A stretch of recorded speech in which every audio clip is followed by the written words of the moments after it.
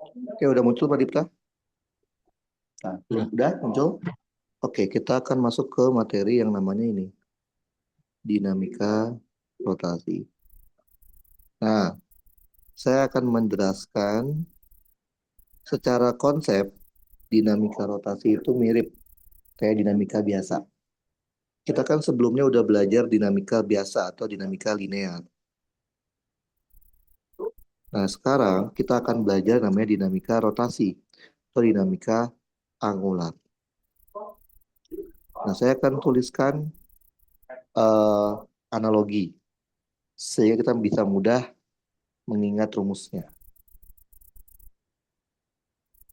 Oke.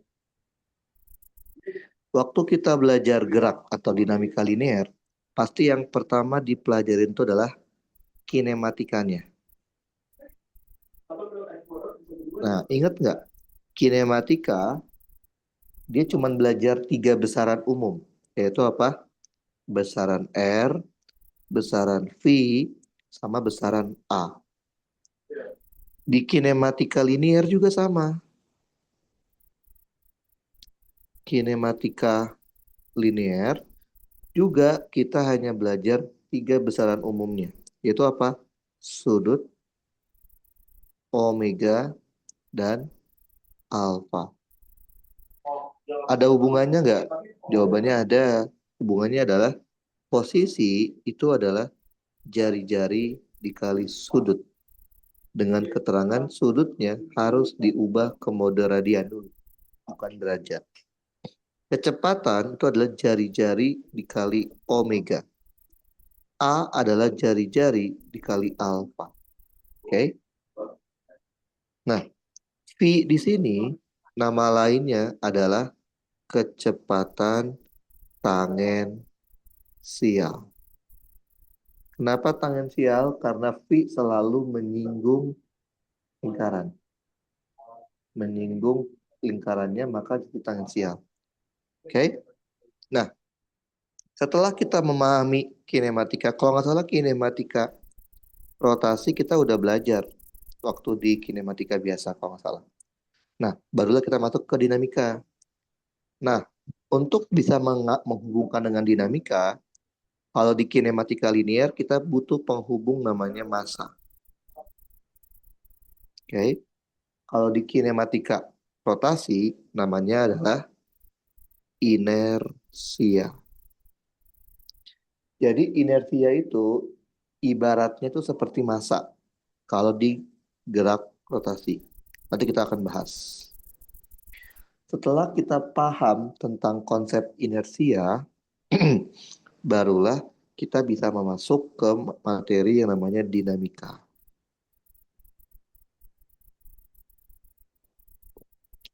Dinamika biasa belajarnya apa? Kita belajar waktu itu belajar gaya, belajar energi, saya mau spesifikkan energi kinetik kita belajar juga momentum, dan belajar juga impuls. Inilah kira-kira besaran yang dipelajarin di dinamika biasa. Di dinamika rotasi apa? Gaya itu sama dengan torsi analoginya. Eka itu sama dengan eka rotasi. Momentum itu sama dengan momentum rotasi atau momentum sudut. Impuls sama dengan impuls rotasi. Jadi dia punya kemiripan. Kita lihat apakah mereka terhubung nggak sih? Nah, ternyata terhubung nih. Gaya itu kan rumusnya apa? M dikali A. Maka torsi rumusnya adalah inersia dikali alfa. Jadi kita tahu ya, pengganti massa di gerak rotasi adalah inersia. Ada hubungan langsungnya nggak antara torsi sama F? Jawabannya ada, yaitu R cross F, cross product. R di sini bukan jari-jari ya. R di sini adalah jarak ke poros. Jarak ke poros atau kesumbu putar. Oke, itu adalah R-nya. Nah, EK sendiri rumusnya apa? Setengah MV kuadrat. EK rotasi juga mirip, setengah inersia omega kuadrat. Momentum, rumusnya apa? M dikali V. Maka momentum sudut rumusnya inersia dikali omega. Ada hubungan langsungnya? Ada. Yaitu apa? R cross P. Impuls kemarin, rumusnya ada 4 kan ya? Bisa pakai rumus delta momentum, bisa pakai integral dari F dt, bisa pakai luas grafik F terhadap T, atau bisa juga pakai gaya rata-rata dikalikan dengan delta T. Maka impuls rotasi juga sama, rumusnya ada 4. Bisa menjadi delta momentum sudut, atau bisa integral torsi dt, atau bisa dengan menghitung luas dari grafik torsi terhadap T, atau bisa juga torsi rata-rata dikalikan delta T. Paham ya? Jadi secara garis besar, besaran yang apa yang ada di dinamika linear itu mirip persis dengan besaran yang ada di dinamika rotasi. Cuman ada bedanya aja rumusnya. Oke? Nah, lihat. Kalau nggak salah, kinematika kita udah belajar. Kinematika gerak melingkar pun udah belajar. Maka sekarang kita akan masuk ke dinamikanya. Tapi untuk bisa memahami dinamika, Pradipta harus paham dulu inersia, Pradipta. Pradipta tahu nggak inersia itu apa? Tahu, Pradipta? Halo, halo, halo, halo, terdengar suaranya? Halo, Halo, terdengar nggak suaranya? terdengar. Pradipta tahu nggak inersia itu apa? Tahu nggak? Tahu? Hmm, Tahu nggak? Jadi inersia itu kan, tadi kan saya bilang dia adalah analogi dari massa ya. Jadi dia mirip kayak massa tapi di gerak rotasi. Inersia itu saya bilangnya adalah kesukaran benda untuk bergerak rotasi. Kesukaran benda untuk bergerak rotasi. Kayak gitu. Kalau Pradipta punya benda dengan massa yang besar, maka benda tersebut susah kan untuk kita gerakkan. Ya nggak sih? Betul ya? Semakin besar iya. massa benda, semakin sulit kita untuk menggerakkannya. Sama halnya dengan inersia.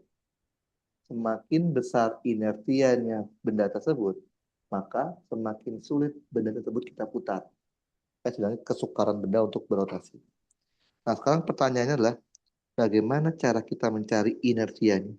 Kalau massa kan gampang, bisa dikasih tahu ya. Nah, gimana cara cari inersia? Nah, rumus dasar inersia itu bergantung pada jenis bendanya. Jadi, di fisika, jenis benda itu ada dua. Ada yang dimaksud sebagai benda titik, ada yang dibedakan menjadi benda tegar.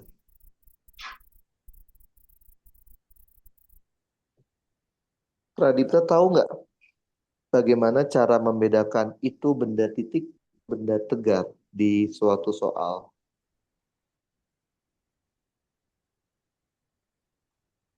Oh, oh enggak. Hmm, kurang tahu. Bagaimana? Bagaimana cara kita apa?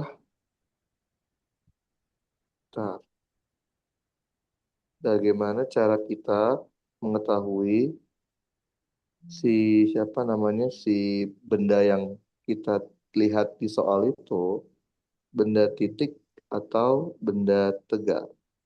Tahu? Nggak tahu. Jadi gini, cara bedanya gini, gampang aja.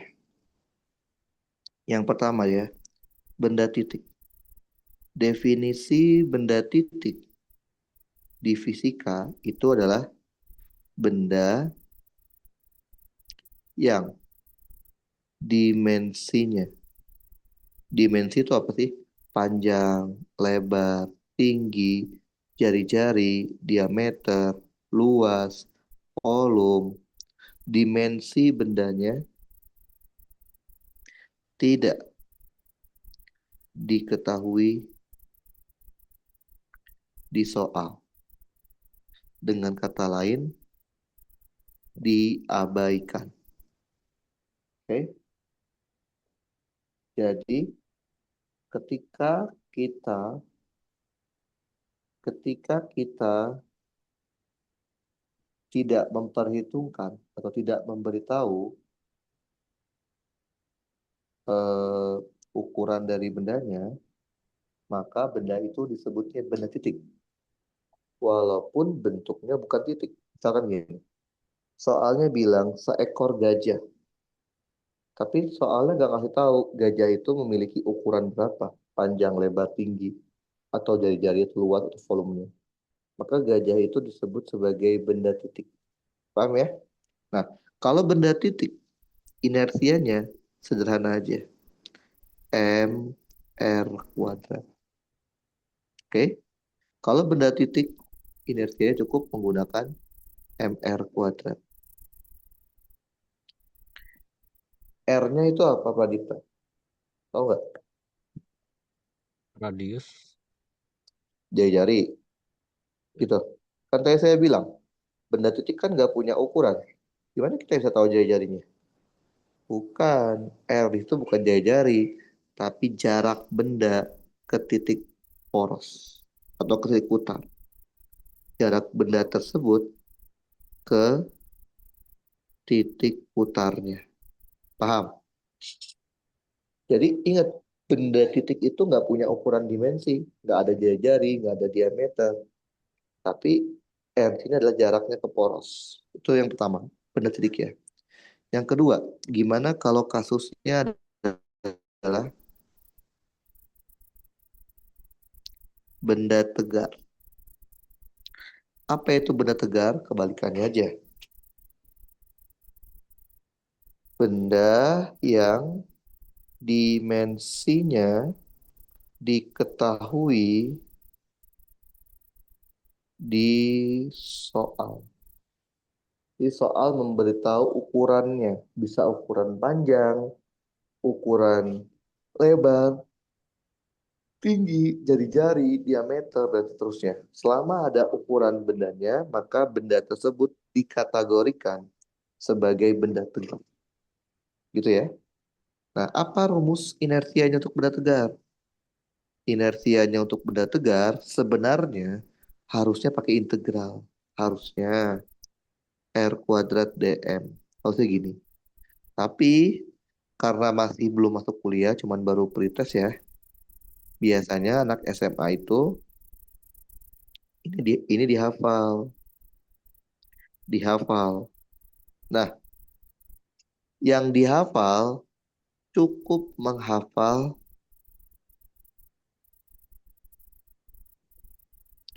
inersia pusat massa. Maksudnya kalau diputarnya di pusat massa. Apa aja sih bentuk-bentuk yang umum kita harus kita hafal? Ini bentuknya. Oke. Yang pertama bentuknya adalah batang. Batang dengan panjang adalah L dan massanya M. Oke. Kalau batang homogen, pasti letak pusat massanya di tengah-tengah kan, di sini. Kalau kita memutar batang tersebut tepat tepat sekali di pusat massa, diputar. Maka yang akan kita dapatkan adalah inersia pusat massa. Ingat nggak Pradipta di SMA? Inersia pusat massa untuk batang diputar di tengah itu berapa? Ingat nggak? Berapa Pradipta? Hmm? Berapa? Lupa?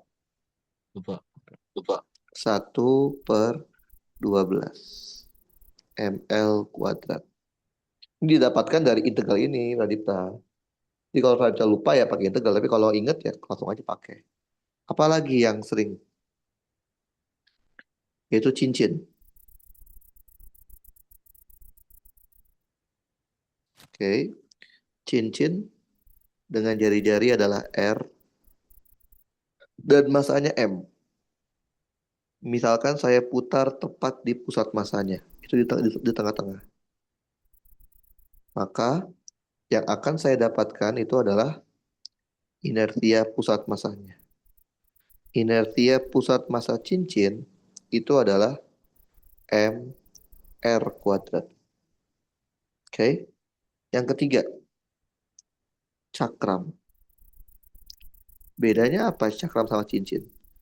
Cakram itu dia ada dalamnya, dia nggak bolong. Nggak cakramnya full ya. Oke. Jari-jarinya adalah R. Saya mau putar tepat di pusat masanya. Maka yang akan kita dapatkan itu adalah IPM. Tahu nggak IPM-nya berapa kalau cakram? Tahu? Tahu berita? Berapa IPM-nya kalau cakram? Berapa? Tahu nggak? Hmm, Tahu? Tahu nggak? Lupa. IPM-nya itu Lupa. adalah 1/2 mr kuadrat. Siapa lagi bentuk yang sering? Bentuk yang sering itu silinder. Silinder atau tabung, oke, itu ada dua jenis. Yang pertama namanya silinder rongga. Cuman kulitnya aja.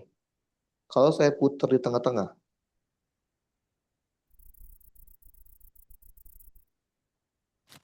oke, maka yang akan kita dapatkan itu adalah inersia pusat massa.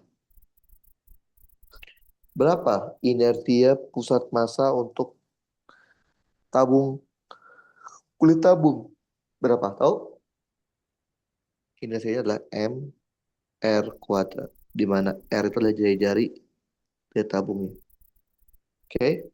Yang kedua, masih tabung, tapi tabungnya berisi. Namanya inersia silinder. Bedanya kalau berisi kadang suka ada artiran. Artiran itu menyatakan dia dalam kondisi pejal. Nah, berapa IPM-nya kalau silinder pejal? IPM-nya itu adalah 1/2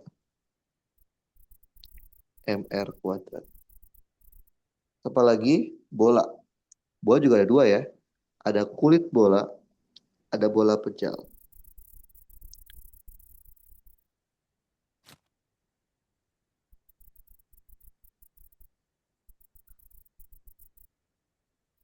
Ini yang pertama dulu kulit bola ya. Jari-jarinya adalah M. Misal saya putar tepat di pusat masanya. Jadinya IPM. Oke. Masih ingat nggak IPM-nya berapa kalau kulit bola? Bola kulit dan kosong. IPM-nya itu adalah 2/3 mr kuadrat. Nah, yang terakhir yang sering keluar adalah bola pecah. Oke, ini ada isinya. IPM-nya itu adalah 2/5 mr kuadrat. Nah, pertanyaannya sederhana. Kenapa saya minta Pradipta itu hafalkan inertia tapi di pusat masanya aja? Apakah nanti ujian pasti diputarnya itu di pusat massa benda? Gimana? Kenapa? Kenapa saya minta siapa Pradipta itu hafalinnya IPM? Kenapa nggak I yang lain? Emang nanti diputarnya pasti di pusat massa? Iya apa nggak? Hmm? Apakah nanti diputar udah pasti di pusat massa si bendanya?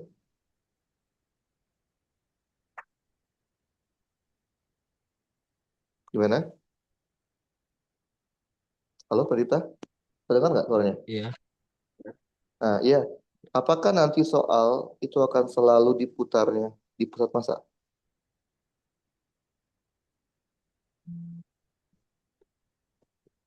Gimana? Iya. Jawabannya belum tentu.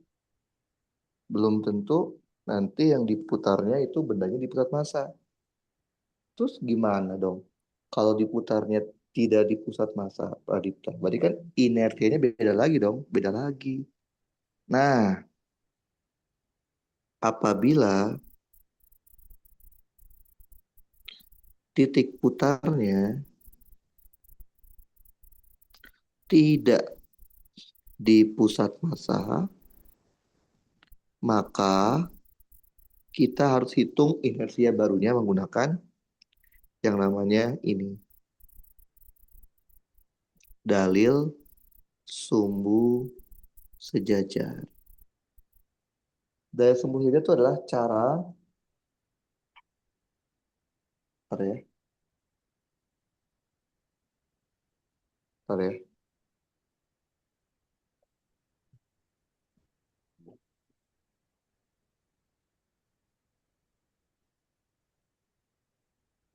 Oke, jadi kita bisa mencari inersia di sembarang titik. Tapi syaratnya satu, titik putarnya itu harus sejajar dengan pusat masanya, IPM-nya. Caranya gini, inersia di titik C akan sama kayak inersia di titik pusat massa ditambah dengan md kuadrat. Titik C itu, titik C itu adalah titik sembarang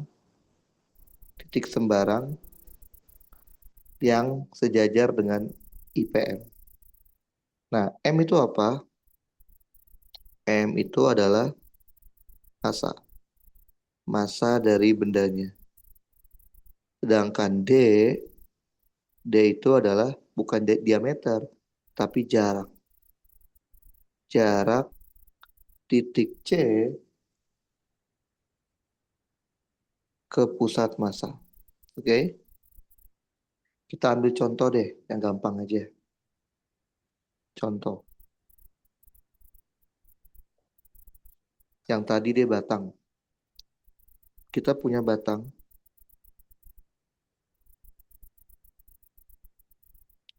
Batang memiliki panjangnya adalah L dengan massanya M. Kita tahu kalau batang tersebut, tak kok yuk, hang, bentar, nanti dia, ntar lo ya, dia nggak connect.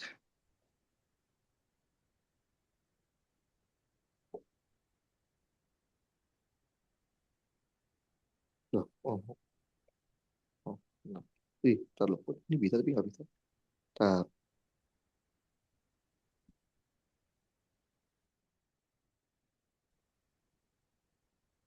oke. Kita tahu ya, batang tersebut memiliki pusat massa di sini, tengah-tengah. Dan tadi saya udah suruh hafalin, kalau diputarnya itu tepat di pusat massa di sini, maka inersianya adalah inersia pusat massa. yaitu 1/12. Nah, sekarang misalkan saya nggak mau muternya di situ. Saya maunya muternya di pinggir sini deh. Lihat, berarti kan titik putar saya tidak di pusat massa kan? Tapi dia sejajar sama IPM. Maka titik ini disebutnya titik C. Berarti inersianya berapa di titik C? Inersi titik C akan sama kayak inersia di pusat massa ditambah dengan MD kuadrat. Tadi IPM-nya adalah 1/12 ml kuadrat ditambah masanya M. D itu yang ini. Jarak titik C ke pusat massa. Yaitu adalah L/2.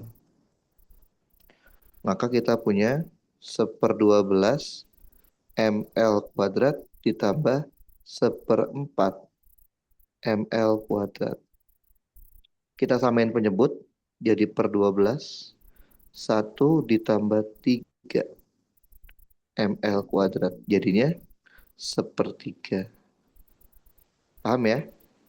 Dengan cara yang sama bisa kita pakai untuk mencari inersia benda lain. Inersia benda lain kalau diputarnya tidak di pusat massa. Tapi dengan catatan kita harus hafal terlebih dahulu IPM-nya itu berapa. Makanya tadi saya bilang suruh hafalin IPM kan. Karena kalau IPM-nya tidak hafal, kita nggak bisa pakai dari rumus sejajar. Paham? Ngerti, Pak Dipta? Paham.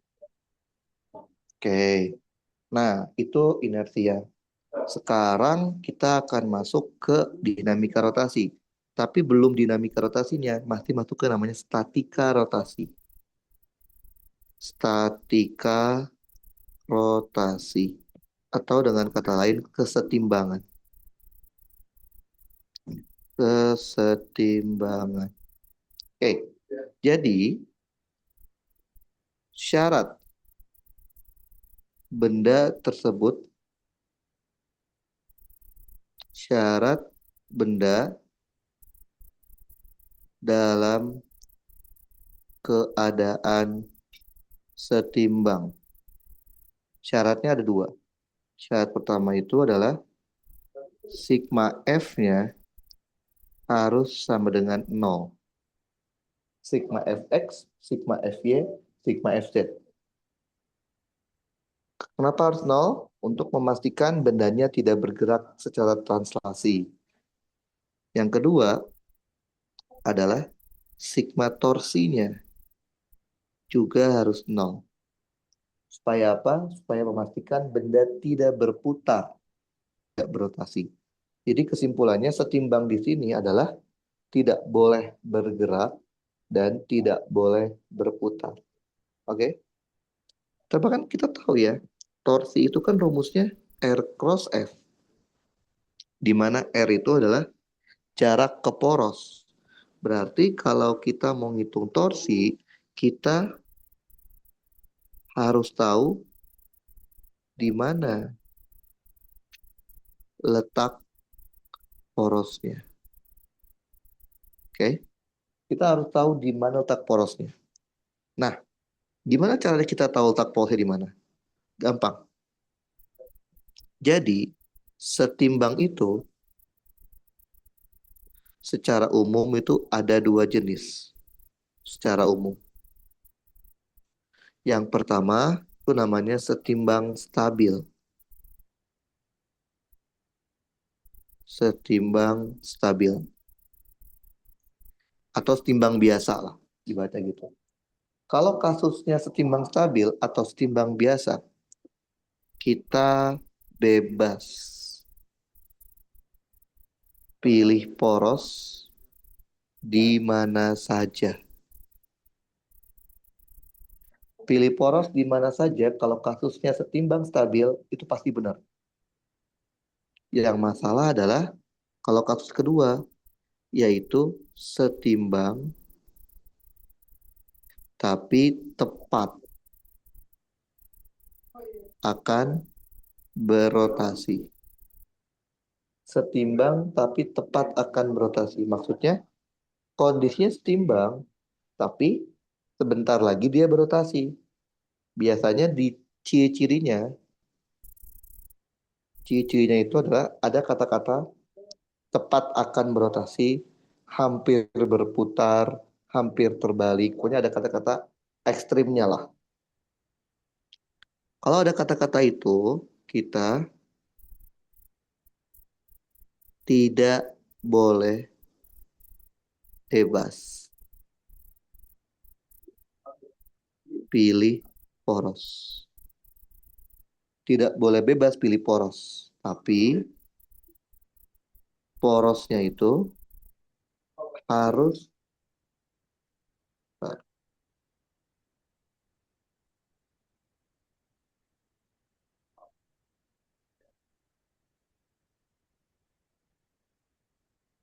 bentar ya. Tapi porosnya harus tepat di titik putarnya. Oke? Jadi kita kalau kasusnya setimbang tepat akan berotasi, kita nggak boleh ngarang porosnya. Tapi porosnya itu harus tepat di titik putar bendanya. Oke, kita coba lihat soalnya ya. Bentar, saya cari dulu. Bentar. Kita coba pakai soal yang dari pretest. Coba ya, kita coba lihat. Pretest. Ini soal pretest ya. Kita coba ya. Soal-soal pretest tentang dinamika rotasi. Oke.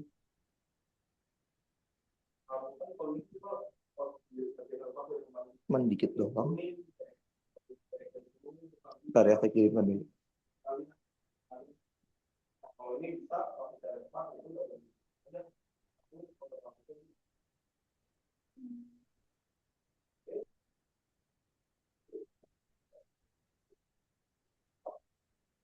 Bentar ya, saya ambil dulu.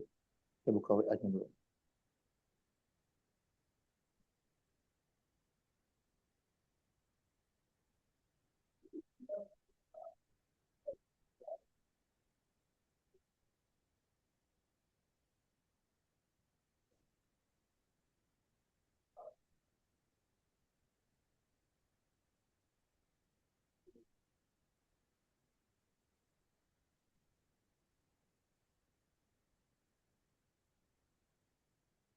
Pelan-pelan. Ntar ini kita coba foto aja deh. Oke, udah nih. Oke,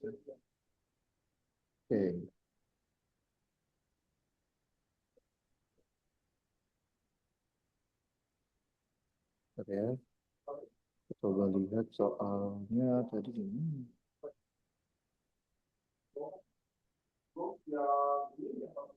Bentar.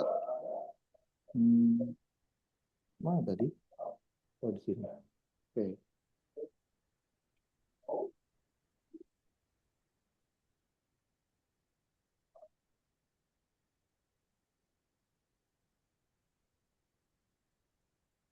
Oh, tapi ini bukan kesetimbangan. Bentar. Jangan dulu deh. Itu udah dinamikalisasi. Kita lihat kesetimbangan ada nggak? Kesetimbangan ini dia. Oke. Bentar. Kita coba kirimkan.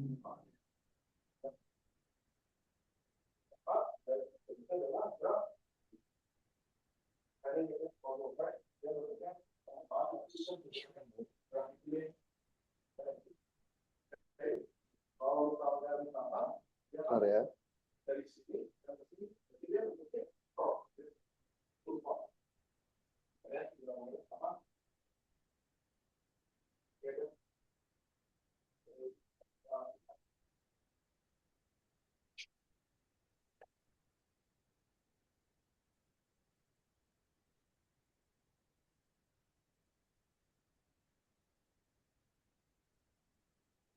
Oke, kita coba kerjain.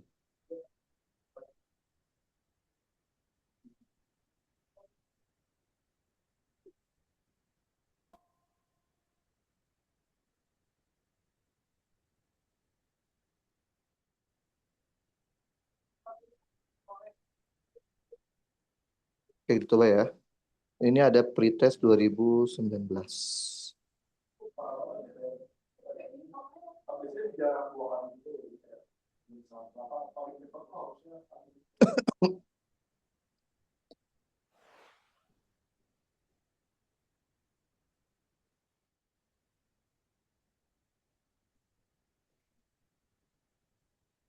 Oke, kebaca nggak? Baca? Baca. Baca. Oke, kita coba ya kerjaan dulu ya. Ntar saya kasih contoh dulu. Oke, lampu sorot di sebuah taman digantungkan pada sebuah tiang melalui sebuah balok horizontal. Lihat gambar. Massa lampu 20 kilogram dan massa balok kita abaikan. Aliran listrik dari sumber lampu melalui sebuah kabel yang dipasang 30 derajat. Berapakah tegangan tali pada kabel tersebut? Coba kita gambarkan ada apa aja ya. Oke, di sini kabelnya cuma di situ. Kayaknya kabelnya harusnya nggak di situ deh. Harusnya di ujung sini deh kayaknya. Tar. Ini kayaknya dia gini deh. Karena kalau gitu susah lihatnya. Oke, dia ada apa aja di sini? Lampu, ada apa? MG ya. Oke, kemudian ini harusnya ada ini ya. Ini harusnya dia gini kayaknya sih. Kabelnya harusnya gini harusnya. Oke, harusnya gini kabelnya. Karena kalau kayak gitu bisa sih, tapi harusnya kita punya informasi berapa itunya apa? Si jaraknya.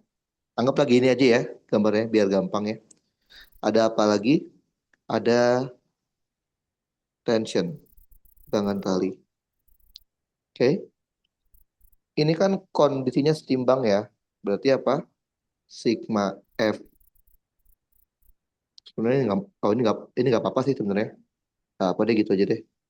Sigma Fx-nya nol, sigma Fy-nya nol, dan sigma torsinya kalau diperlukan juga nol. Kalau kita anggap X-nya itu ke kanan, Y-nya ke sini, oke, ini X, ini Y, maka si tegangan tali harus kita ituin ya. Oke, bentar deh. Ini seharusnya ada gaya reaksi, tapi udah lah ya. Udah, kita anggap aja kayak gitu deh.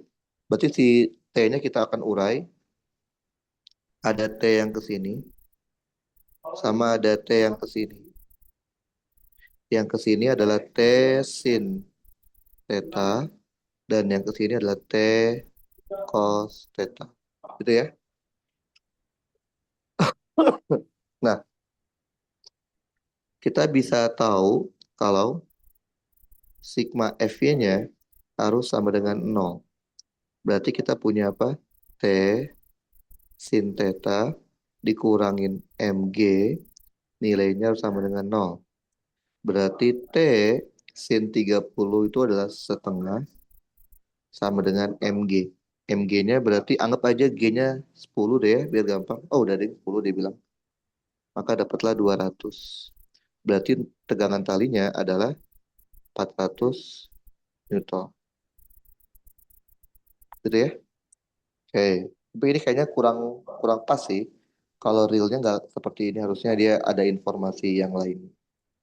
Oke, kita anggap aja ini yang sederhana dulu deh, yang kayak gini. Coba lihat lagi, masih di 2019, ada soal tentang inersia. Kita coba kerjain.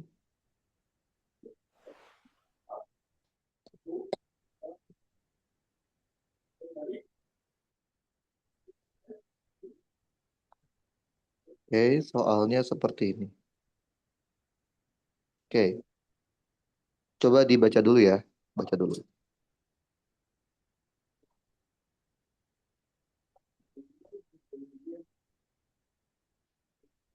Oke, udah dibaca? Udah. Oke. Kita punya 4 buah benda. Bendanya itu dua benda besar sama dua benda kecil. Massa benda besar tuh M besar, massa benda kecil M kecil. Oke. Batangnya dianggap tidak punya massa. Jadi yang punya massa cuman si benda-bendanya doang. Nah, kita punya IX itu kalau bendanya diputar di arah sumbu X. Berarti kalau diputarnya gini. Kalau muternya gini, ini namanya IX.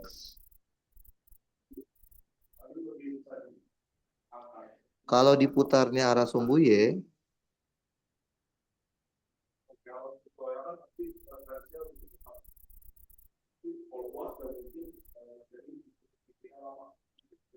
ini adalah IY nih ya.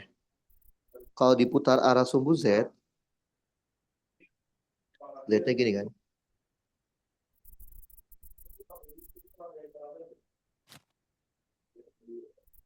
Oke, ini adalah IZ.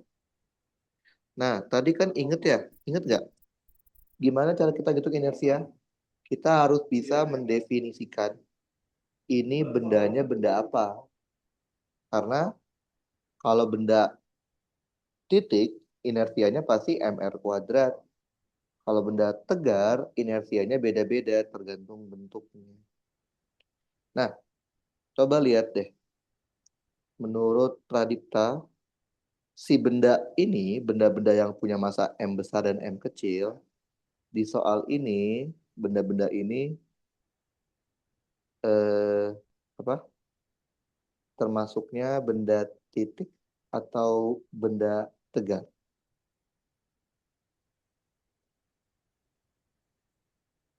Apa? Oh, kunci. Benda tegar.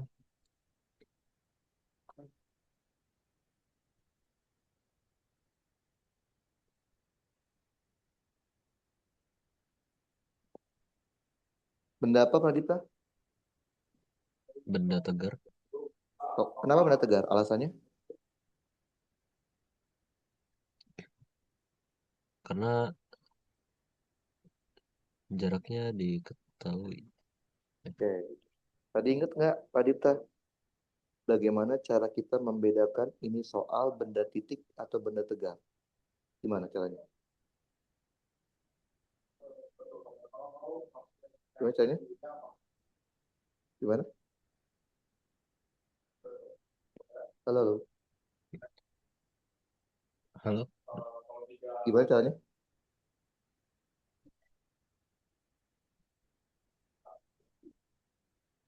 Gimana? Halo, halo. Iya, halo. Iya. Loh, aduh, mic saya lagi memang halo. Halo, tes, kau dengar nggak? Iya.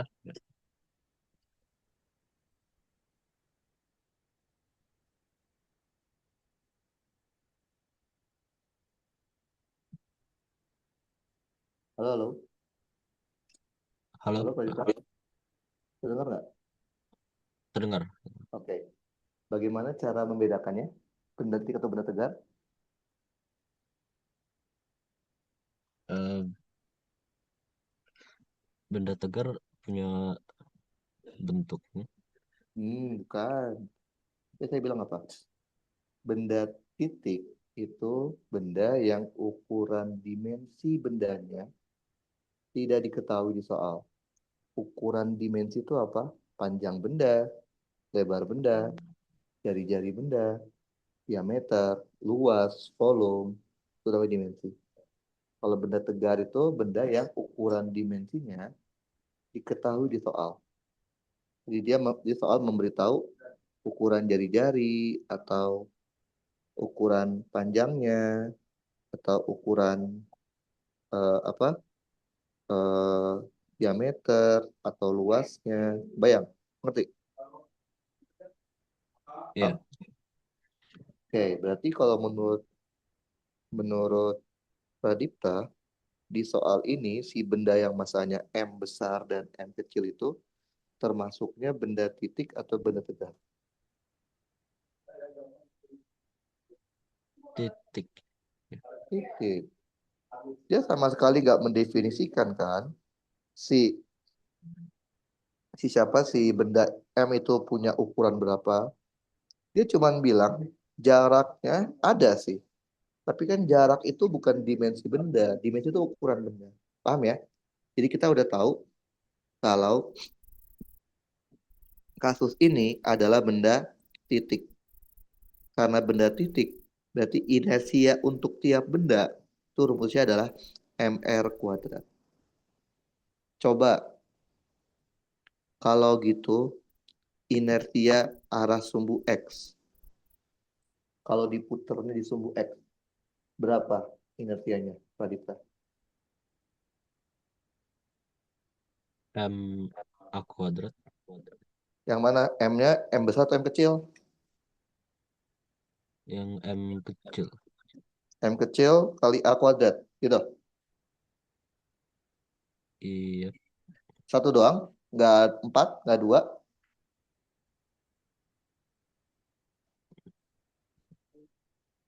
Coba kita lihat ya. Anggap aja ini benda satu, ini benda dua, ini benda tiga, ini benda empat. Lihat, kalau kita putar di arah sumbu X, lihat, benda satu dan benda tiga, emang berapa jaraknya ke titik putar? Nol. Orang dia ada di sumbu X, ya nggak, Pradipta? Ngerti? Iya.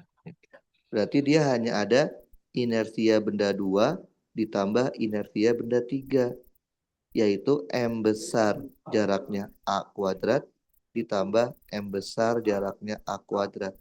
Maka 2 kali M besar A kuadrat. Paham? Paham. Kalau inersia arah sumbu Y, berapa tuh, Radita? Eh, 2M kecil A kuadrat. Ya, I1 ditambah I3, betul? Yaitu 2M kecil A kuadrat. Kalau inersia arah sumbu Z, berapa tuh Pradipta?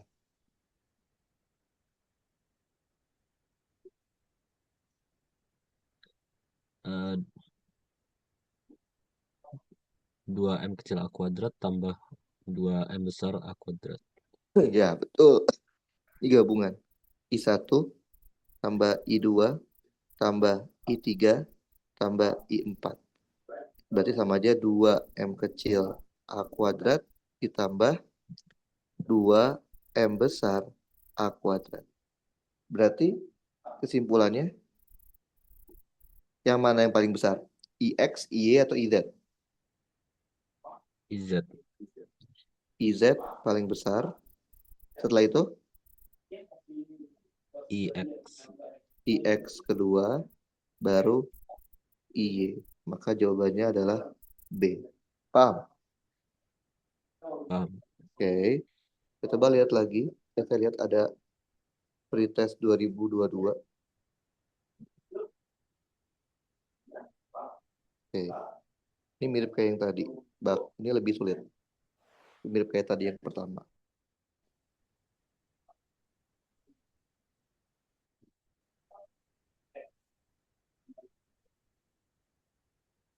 Oke. Coba Pradipta kerjakan. Oke. Bisa? Iya. Coba dikerjain. Komponen horizontal dan vertikal gaya dari tembok pada rak di titik A adalah apa?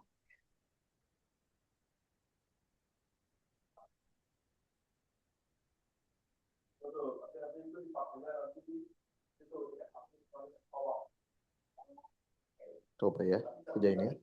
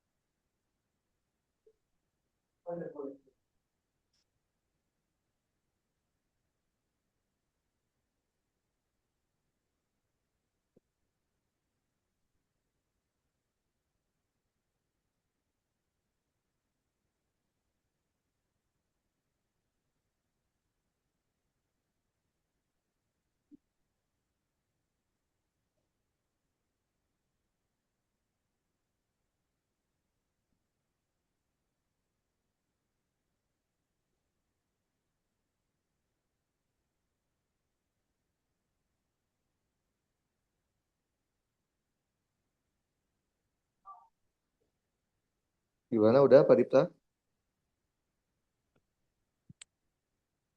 Yang B. D. Coba ya, ya. Ada gaya apa aja? Nah, dia bilang di titik A itu di sini ada gaya vertikal sama horizontal. Misal vertikal gayanya ke A, sini deh, F, X, F, Y ya. F, X, X sini deh. Ini ngarang aja. Oke, berarti kan kita tahu syaratnya apa? Karena dia setimbang, sigma fx-nya harus nol. Berarti ada apa aja nih? Ini si gaya F kan ngaco ya, belum sesuai dengan sumbunya kan. Maka gaya F harus kita urai dulu. Ada yang ke sini, sama ada yang ke atas. Berarti yang ke sini adalah F dikali cos theta, yang ke atas F dikali sin theta. Berarti X sama dengan nol ada apa aja berarti? Berarti kita punya Fx ditambah F cos theta sama dengan nol. Berarti Fx-nya nilainya min F cos theta. Min artinya apa? Harusnya Fx-nya tuh ke kiri. Nah, tapi kan kalau besarnya mas, kalau usah pakai minus ya, berarti jawabannya yang pasti benar, ini udah salah, ini salah. Berarti tinggal, berarti F harusnya ke arah kiri ya harusnya. Tapi dia nggak ada jawabannya. Mungkin ini harusnya minus kali ya. Ya, coba dulu aja deh. Oke. Kemudian sigma F-nya ya. Sigma FY-nya sama dengan nol. Ada apa aja? Ada FY ditambah F sin dikurang WR dikurang WB sama dengan nol. Berarti FY-nya sama dengan WR ditambah WB dikurangin F sin. Maka jawabannya WR tambah WB dikurangin F sin. Jawabannya adalah beta ya. Karena kita tadi kan ini asumsi ya. X sama Y-nya ke kanan sama ke atas tuh asumsi. Ternyata X-nya harusnya ke arah kiri. Tapi Y-nya benar ke arah atas. Oke, kita coba satu lagi. Ada lagi saya. Bentar. Juga pretest 2022. Ini mirip kayak yang nomor 2. Coba ya.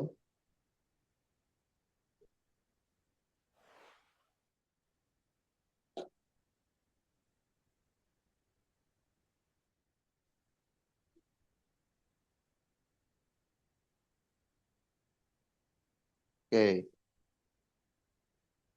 coba kerjain Pradipta.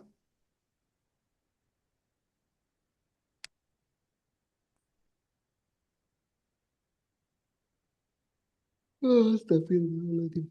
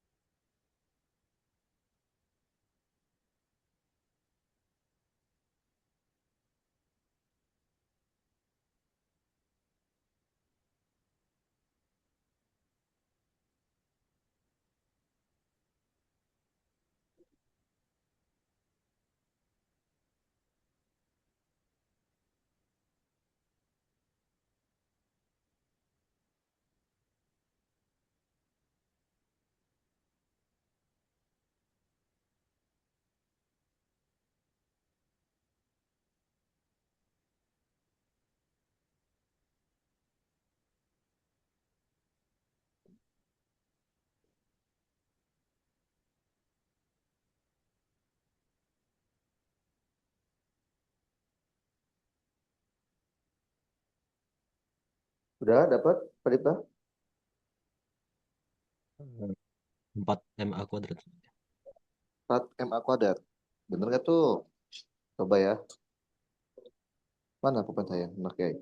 Kita kasih nama aja dulu. Ini satu, ini dua, ini tiga, ini empat. Dia maunya diputarnya di horizontal ya. Gini berarti ya. Oke.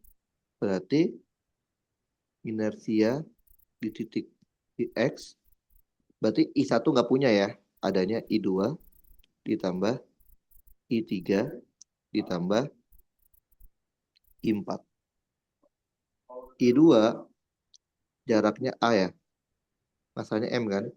Berarti M A kuadrat ditambah I3. I3 juga M A kuadrat. I4. Nah ini nih harusnya M A kuadrat juga. Jawabannya nggak ada ya. Harusnya 3 M A kuadrat. Harusnya. Paham? 3 M A kuadrat. Kalau misalkan diputarnya di sumbu, kalau misalkan kok mau lagi nih? Nah, kalau misalkan diputarnya di sumbu YZ gimana nih? Misalkan muternya gini, sumbu Z. Coba berapa? Kayaknya mungkin dia salah kata-kata deh. Harusnya namanya ke sumbu tegak lurus deh. Jadi kan kalau gini semuanya ada ya. IZ sama dengan I1 tambah I2 tambah I3 tambah I4. I1 berarti M A kuadrat. I2 juga M A kuadrat. I3 M A kuadrat.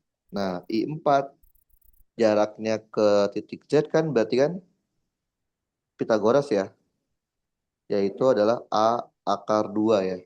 Berarti ini, bentar, mau dia? Bentar,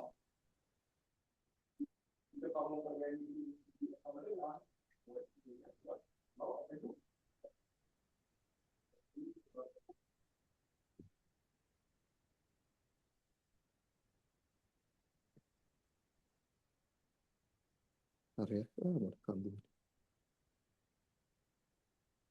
Bentar ya.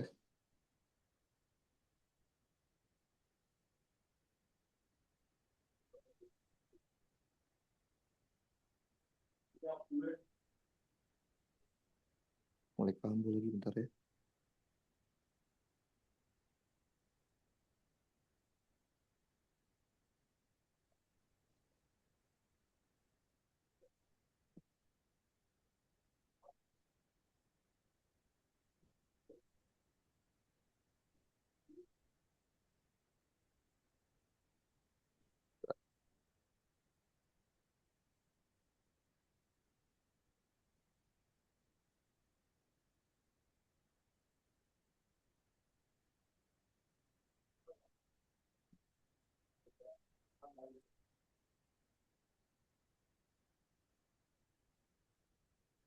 Bentar ya. Enter saya nggak nyambung. Pair.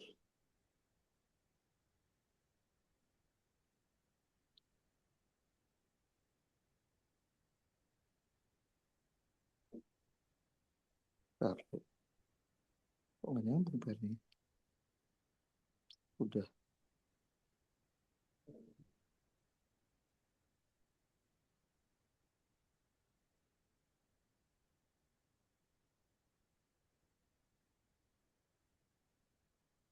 Hmm. Wah, tiba-tiba rusak.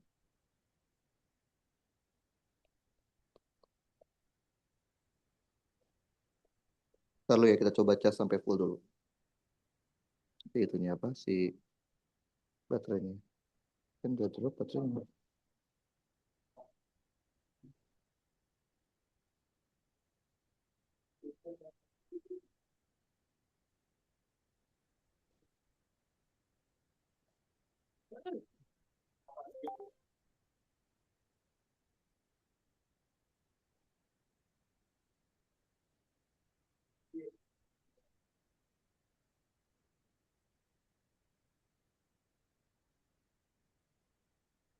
Ntar dulu ya, kita coba kasih dulu.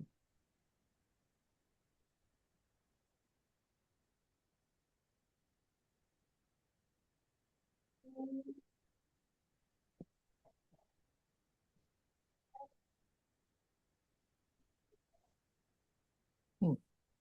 Ntar dulu ya, kita coba icas dulu ininya.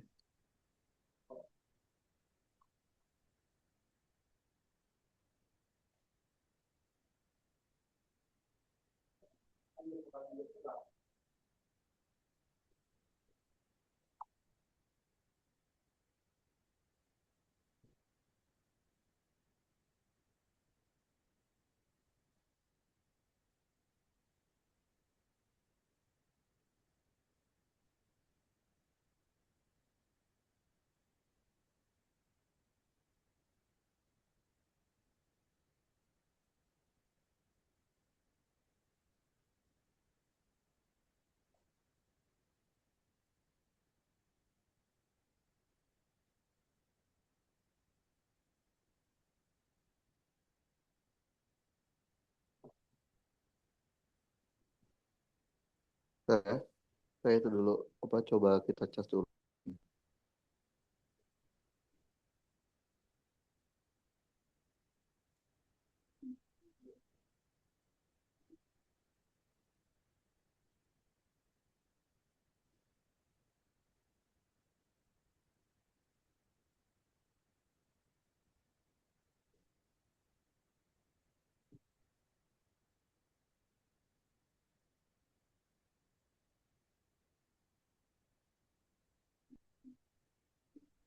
Kenapa ini mati sih? Ntar ya, seru sih.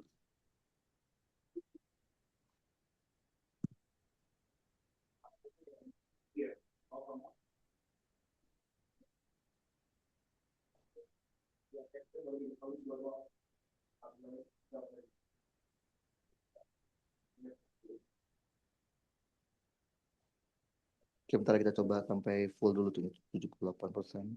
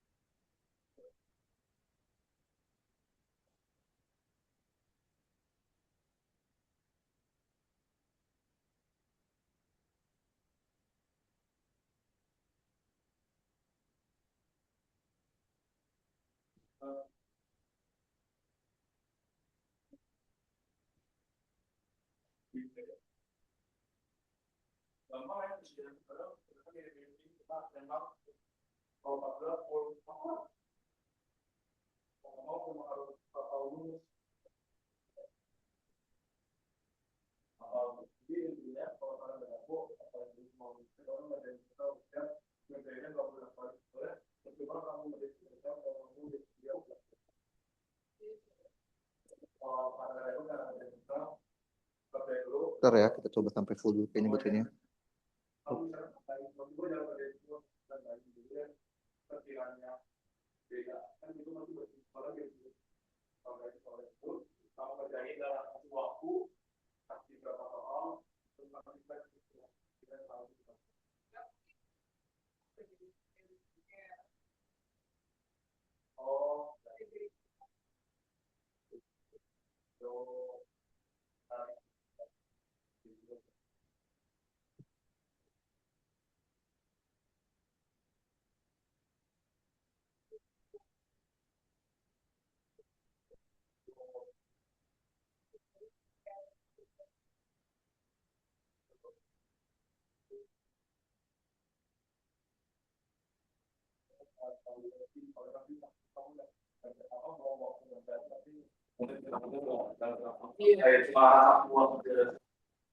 Oke. Belum connect. Ya, langsung connect.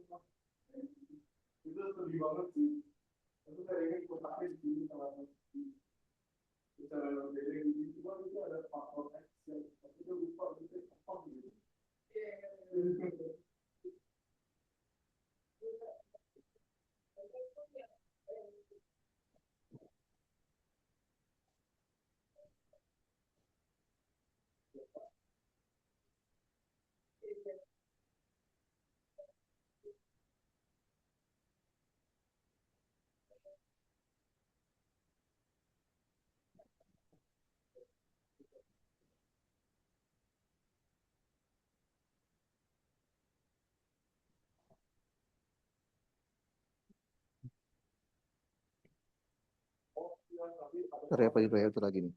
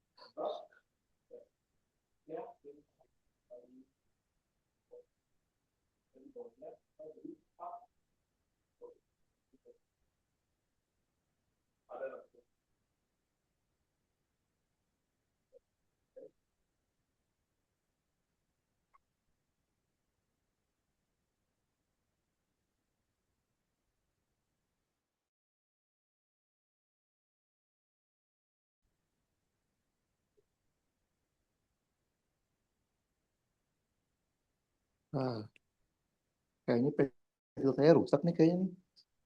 Paling kita taruh sampai sini dulu aja ya. Nanti kita lanjut lagi untuk sesi selanjutnya.